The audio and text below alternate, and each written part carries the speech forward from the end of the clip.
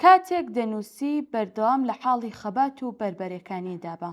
نووسینی بێر تۆڵێت برێشت لە فارسیەوە پەیمان.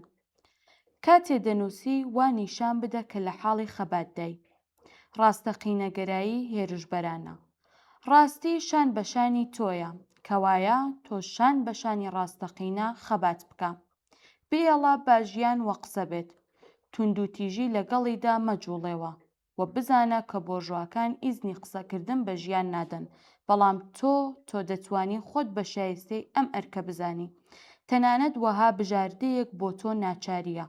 ڕوانگەیەک هەڵبژێرە کە لەودا ڕاستەقینە ون و پۆشراوە. جێگۆڕکەی پێکراوە و ئاڵوگۆڕی بەسەردا هێنراوە. هەوڵدانەوەی ڕووبەند لە ڕواڵەتی ڕاستەقینە ئەرکی تۆیە. بە جێگای تاگوێژی دژ و ناکۆکی قسە بکە. هۆکار و بەڵگەکانی تۆ مرۆڤێکی زیندووە کە دەست دەداتە کردار و لەم ڕێگەیەشەوە بوار بۆ ژیان دەڕەخسێنێ.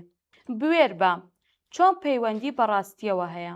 ئەگەر لە بۆچوونەکاندا حەق بە تۆ بێت، لە ئاکامدا دەبێت بتوانی ناکۆکیەکانی دنیای ڕاستەقینەش تەحەموول بکەیت. پشکنینی کۆسپ و تەگەرەکان لە ڕواڵەت و سیمایی بەگشتی سەرسامکەر و ئاڵۆسکاویدا. لە بەرامبەر هەموواندا کارێک بکە تا ئارمانە چینایەتیەکانت گەشە بکەن کە ئارمانی گشت مرۆڤایەتیە.